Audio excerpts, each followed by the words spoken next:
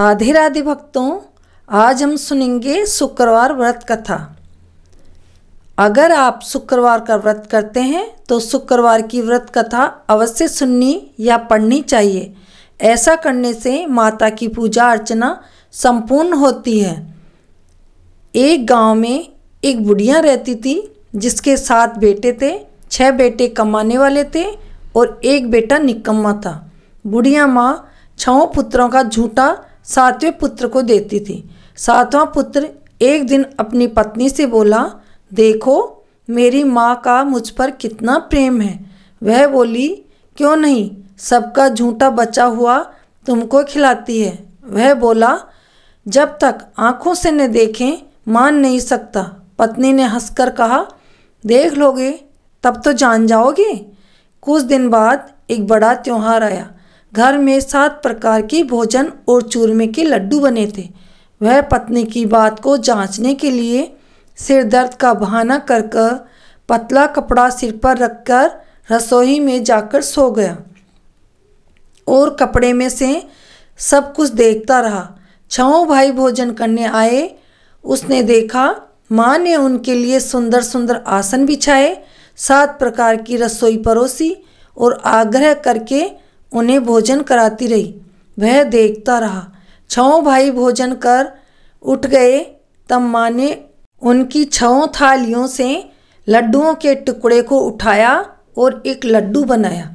जूठन साफ कर माँ ने उसे पुकारा, उठ बेटा उठ, तेरे भाइयों ने भोजन कर लिया है, तू भी उठकर भोजन कर ले। उसने कहा, माँ मुझे भोजन नहीं करना, मैं परदेश जा रहा हूँ। माता ने कहा, कल जाता आज ही चला जा। वह बोला, हाँ हाँ जा रहा हूँ। यह कहकर वह घर से निकल गया। चलते समय उसे पत्नी की याद आई। वह गौशाला में कंडे थाप रही थी। वहाँ जाकर वह बोला, मेरे पास तो कुछ नहीं है, यह अंगूठी है सो ले लो और अपनी कोई निशानी मुझे दे दो। वह बोली, मेरे पास क्या है, यह गोबर भरा हाथ है। यह कहकर पत्नी ने उसकी पीठ पर गोबर भरे हाथ की थाप मार दी। वह चल दिया। चलते चलते दूर देश में पहुंचा। वहाँ एक साहूकार की दुकान थी। वहाँ जाकर बोला, सेठ जी मुझे नौकरी पर रख लो। साहूकार को नौकर की सख्त ज़रूरत थी। साहूकार ने कहा, काम देखकर तनख्वाह मिलेगी। उसने कहा, सेठ जी पैसा आप ठीक समझे वैसे दे देना। उसे साहूकार के यहाँ नौकरी मिल गई। वह वहाँ दिन रात कमाने लगा। कुछ दिन में दुकान का लेन देन, हिसाब किताब, ग्राहकों को माल बेचना, सारा काम करने लगा। साहूकार के 7-8 नौकर थे। वे सब चक्कर खाने लगे, लेकिन उसने अपनी लगन, परिश्रम और ईमानदारी से सभी को पीछे छोड़ दिया। उसे अपने किए का फल मिला।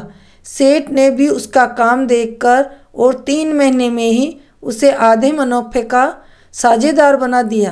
परिश्रम करते करते 12 वर्ष में ही वह नगर का नामी सेठ बन गया और सेठ अपना सारा कारोबार उस पर छोड़कर बाहर तीर्थ यात्रा पे निकल गया। इधर उसकी पत्नी पर क्या बीतती वह सुने। सास ससुर उसे दुख देने लगे। गृहस्थी का काम करवाकर उसे लकड़ी लेने जंगल में भेजते। इस बीच घर की रोटियों के आटे से जो भूसी निकलती उसकी रोटी बनाकर रख दी जाती। टूटे नारियल की नरेली में पानी दिया जाता। इस तरह दिन बीतते रहे।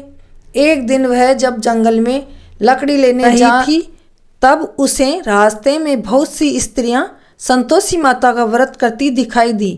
यहाँ वहाँ खड़ी होकर पूछने लगी, बहनों यह तुम किस देवता का व्रत करती हो और इसके करने से क्या फल होता है? इस व्रत के करने की क्या विधि है? यदि तुम अपने इस व्रत का विधान मुझे समझा कर कहोगी तो मैं तुम्हारा बड़ा एहसान मानूंगी। उनमें से एक स्त्री बोली, सुनो यह संतोषी माता का व्रत है। इसके करने से निर्धनता, दरिद्रता का नाश होता है, लक्ष्मी आती है, मन की चिंताएं दूर होती है, मन को प्रसन्नता और शांति मिलती है, निपुति को पुत्र मिलता है, प्रीतम बाहर गया हो तो वह शीघ्र लौट कर आता है, कुंवारी कन्याओं को मनपसंद वर मिलता है। चलता मुकदमा खत्म हो जाता है। कलह कलेश की निवृत्ति हो जाती है। मुख शांति होती है। घर में धन जमा हो, धन जायदाद का लाभ होता है तथा और भी मन में जो कुछ कामना हो सब संतोषी माता की कृपा से पूरी हो जाती है। इसमें कोई संदेह नहीं है। वह पूछने लगी, यह व्रत कैसे किया जाता है, यह भी बताओ तो बड़ी कृपा होगी। वह स्त्री कहने लगी, बिना परेशानी, श्रद्धा और प्रेम से जितना भी बन सके प्रसाद लेना। 5.25 पैसे से 5.25 आने तथा इससे भी ज़्यादा शक्ति और भक्ति के अनुसार गुड़ और चना ले। हर शुक्रवार को निराहार रहकर कथा सुनना कहना चाहिए। इसके बीच क्रम नहीं टूटे, लगातार नियम पालन के करना। सुनने वाला कोई ना मिले तो घी का दीपक जलाकर उसके आगे जल का पात्र भरकर रखना और कहानी कहना, परंतु नियम नहीं टूटे। जब तक कार्य सिद्ध ना हो नियम पालना करना और कार्य सिद्धि हो जाने पर व्रत का उद्यापन करना। 3 मास में माता पूरा फल प्रदान करती है। यदि किसी के ग्रह खोटे हैं तो भी माता 1 वर्ष में अवश्य उसको अनुकूल कर देती है। कार्य सिद्धि होने पर ही उद्यापन करना चाहिए, बीच में नहीं। उद्यापन में 2.5 सेर आटा का खाजा तथा इसी अनुसार खीर तथा चने का साग बनाना। 8 बच्चों को भोजन कराना। जहाँ तक मिले देवर जेठ भाई बंधु कुटुंब कबीले के लड़के लेना। न मिले तो रिश्तेदारों और पड़ोसियों के लड़के बुला लेना। उन्हें भोजन करा यथाशक्ति दक्षिणा दे। माता का नियम पूरा करना। ध्यान रखना उस दिन घर में कोई खटाई ना खाए। यह सुन वह वहाँ से चल दी। रास्ते में लकड़ी के भोज को बेच दिया और उन पैसों से गुड़ चना ले माता के व्रत की तैयारी कर आगे चली। रास्ते में संतोषी माता के मंदिर में जा माता के चरणों में लौटने लगी। विनती करने लगी, माँ मैं दीन हूँ, निपट मूर्ख हूँ, व्रत के नियम कुछ नहीं जानती हूँ, मैं बहुत दुखी हूँ। हे माता मेरा दुख दूर कर, मैं तेरी शरण में आई हूँ। माता को दया आ गई। एक शुक्रवार बीता कि दूसरे शुक्रवार को ही उसके पति का पत्र आया और तीसरे शुक्रवार को उसका भेजा हुआ पैसा आ पहुंचा। यह देखकर जेठानी मुंह सुकोड़ने लगी। इतने दिनों बाद इतना पैसा आया है, इसमें क्या बड़ाई है। लड़के ताने देने लगे। काकी के पास अब पत्र आने लगे, रुपया आने लगा। अब तो काकी की खातिर बढ़ेगी। अब तो काकी बुलाने से भी नहीं बोलेगी। बेचारी सरलता से कहती, भैया पत्र आए, रुपया आए तो हम सबके लिए अच्छा है।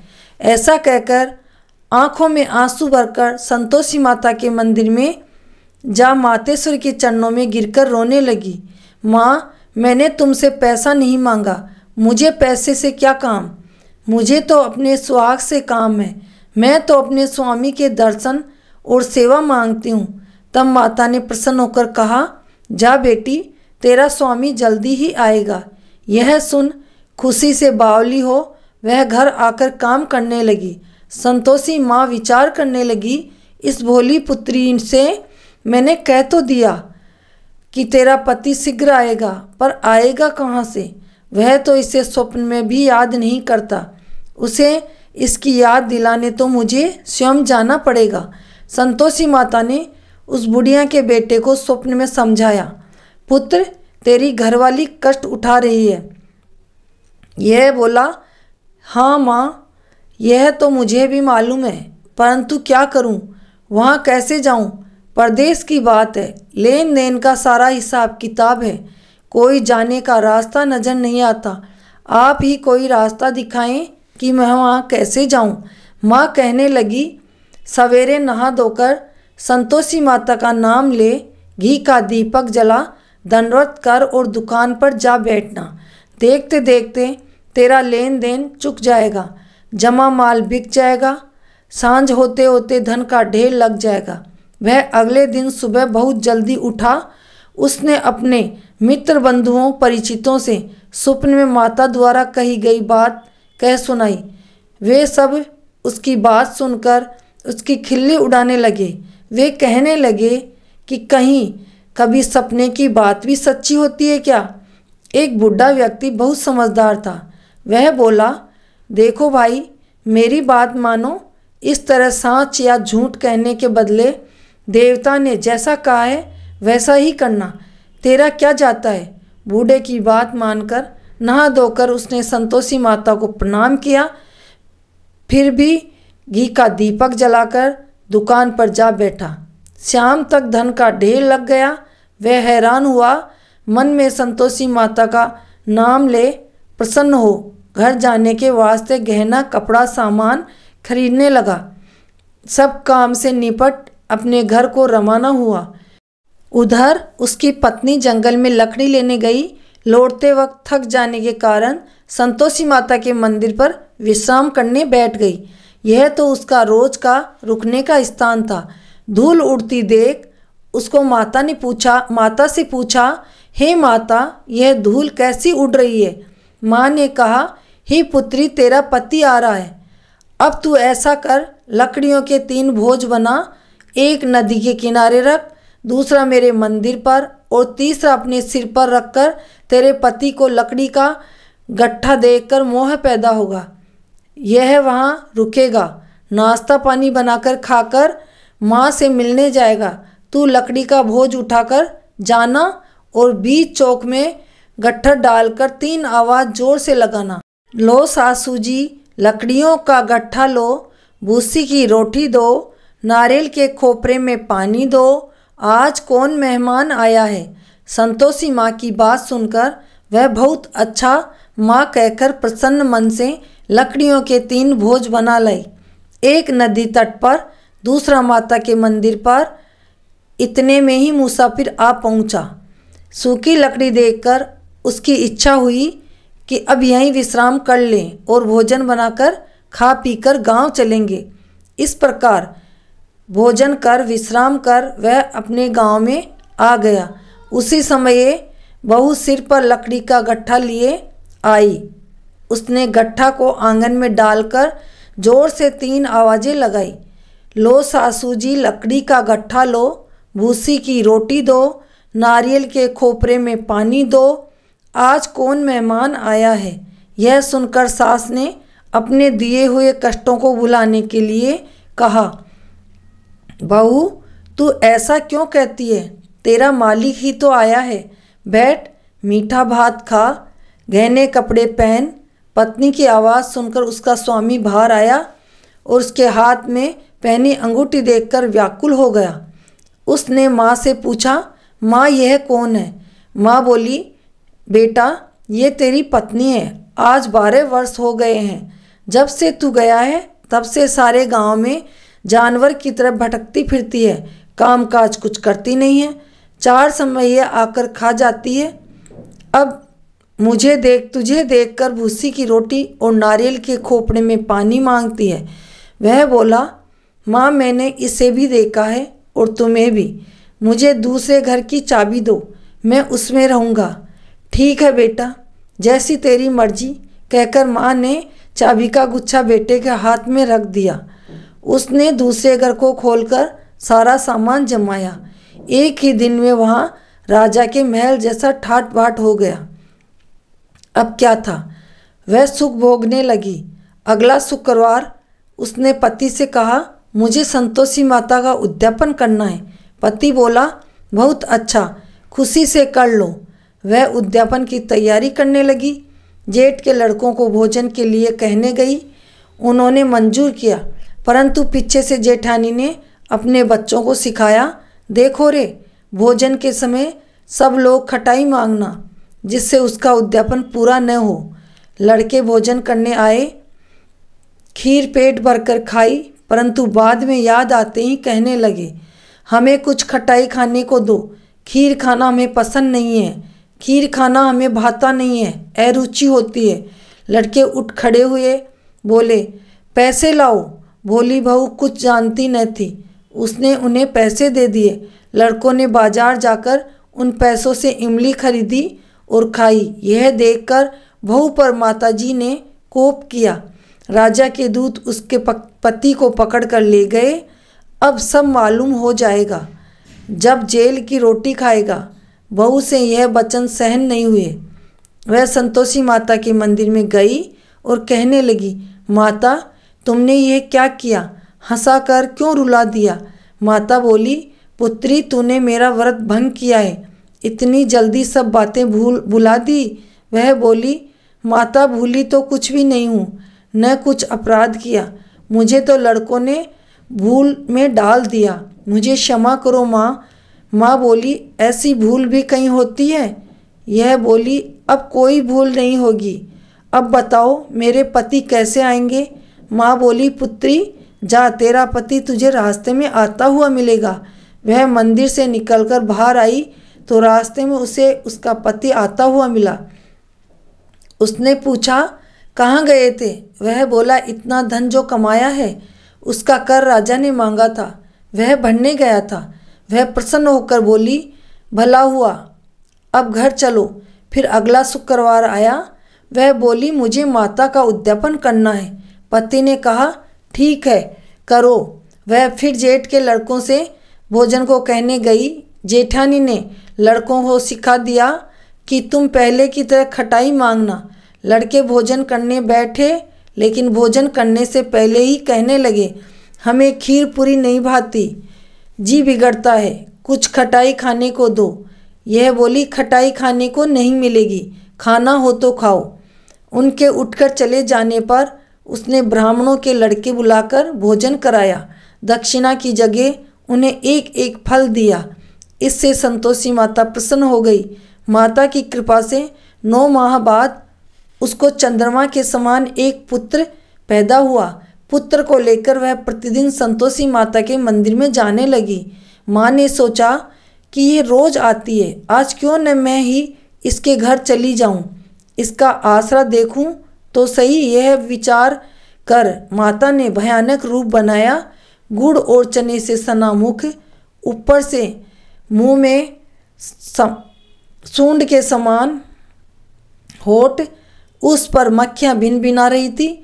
दहलीज पर पैर रखते ही उसकी सास चिल्लाई, देखो रे, कोई चुड़ैल डाकिनी चली आ रही है, लड़कों इसे भगाओ नहीं तो सबको खा जाएगी। बहू रोशनदान से देख रही थी, वहीं प्रसन्न हो उठी। आज मेरी माता मेरे घर आई है, यह कहकर दूध पीते बच्चे को गोद से उतार दिया। इस पर उसकी सास को क्रोध आया और वह क्रोध में बोली, अरे रांड, इसे देखकर कैसी उतावली हुई है जो बच्चे को पटक दिया। इतने में माँ के प्रताप से जहाँ देखो वहाँ लड़के ही लड़के नजर आने लगे। यह बोली, माँ जी, मैं जिनका व्रत करती हूँ यह वही संतोषी माता है। इतना कहकर उसने झट से घर के सारे किवाड़ खोल दिए। सबने माता के चरण पकड़ लिए और विनती कर कहने लगे, हे माता, हम मूर्ख हैं, अज्ञानी हैं, तुम्हारे व्रत की विधि नहीं जानते, तुम्हारा व्रत भंग कर हमने बड़ा अपराध किया है। हे माता, आप हमारे अपराधों को क्षमा करो। इस प्रकार बार बार कहने पर संतोषी माता प्रसन्न हुई।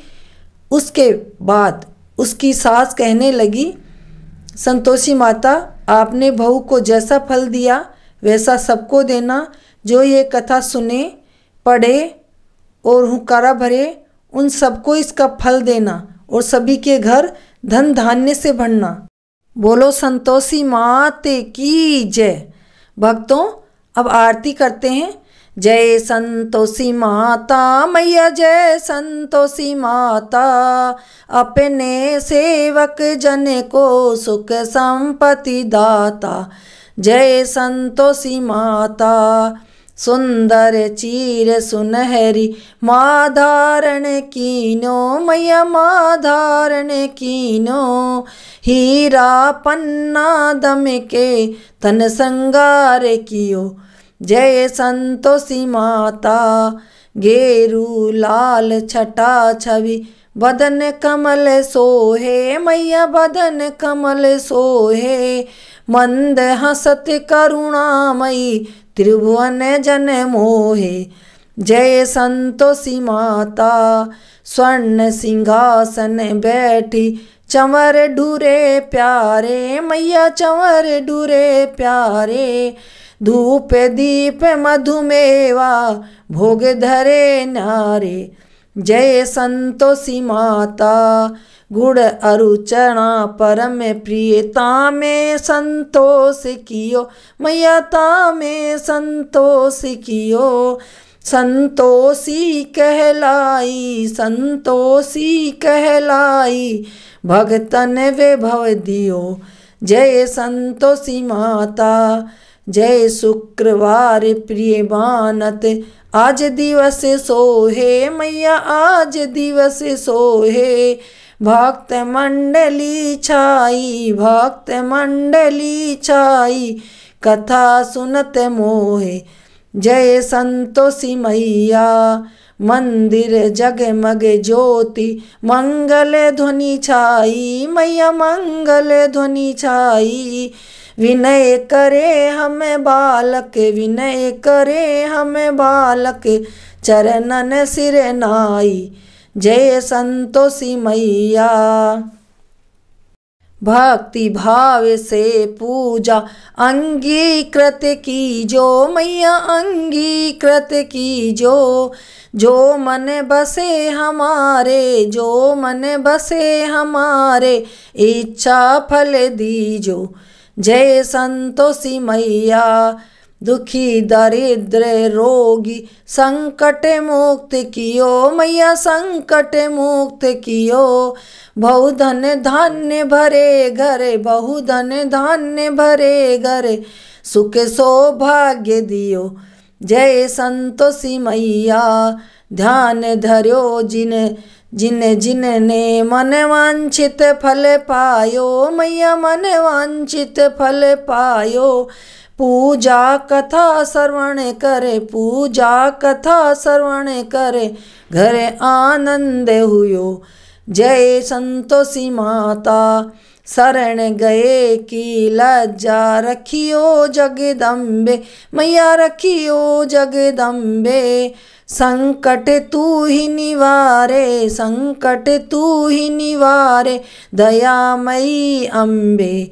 जय संतोषी मैया, संतोषी माँ की आरती जो कोई नर गावे, मैया जो कोई जन गावे।